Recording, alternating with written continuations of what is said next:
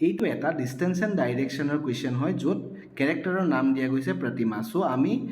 প্ৰথমৰ ষ্টাৰ্টিং পইণ্টটো পি বুলি নোট কৰিম চ' কৈছে যে Pratima departs from her house and walks 29 metre towards the north তো তাই নিজৰ ঘৰৰ পৰা ওলাই নৰ্থৰ দিশলৈ 29 মিটাৰ্ছ আগুৱাই গ'ল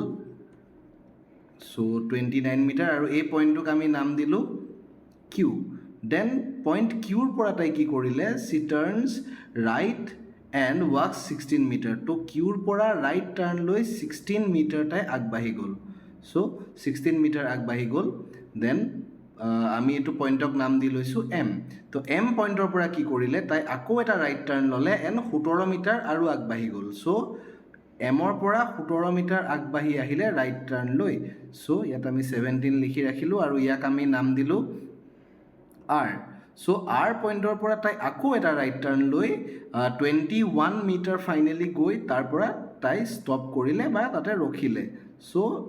আমি 21 মিটাৰ এইফাললৈ আহিলোঁ আহি ইয়াত ফাইনেলি যি টি পইণ্ট আছে সেই টি পইণ্টত তাই নিজৰ জাৰ্ণিটো এণ্ড কৰিলে আৰু এই যিটো পইণ্ট অফ ইণ্টাৰছেকশ্যনটোক আমি নাম দিলোঁ পইণ্ট অ' চ' এতিয়া আমি ইয়াতে এটা বস্তু জানো যে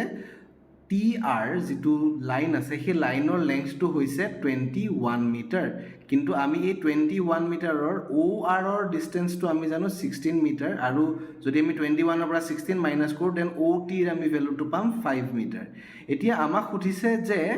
what is the shortest distance between Pratima and her house now? তো প্ৰতিমা এতিয়া থিয় হৈ আছে টি পইণ্টত আৰু আমাক সুধিছে টি পিৰ ডিষ্টেঞ্চটো টিৰ পৰা পিৰ যিটো শ্বৰ্টেষ্ট ডিষ্টেঞ্চ সেই শ্বৰ্টেষ্ট ডিষ্টেঞ্চটো আমাক সুধিছে চ' এতিয়া যদি আমি চাওঁ ট্ৰায়েংগল টি অ' পি হৈছে এটা ৰাইট এংগল ট্ৰায়েংগল হয়নে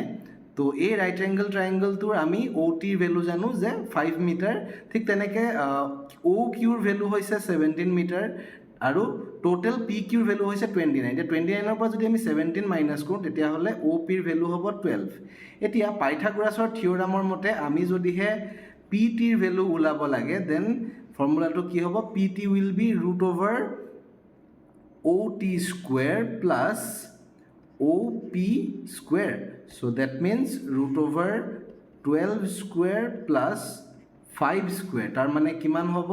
root over 144 plus 25 equal to root over 169 মানে 13 so আমাৰ correct answerত আমি দেখিছোঁ যে option C যিটো 13 মিটাৰ আছে সেইটোৱে আমাৰ correct answer হ'ব ধন্যবাদ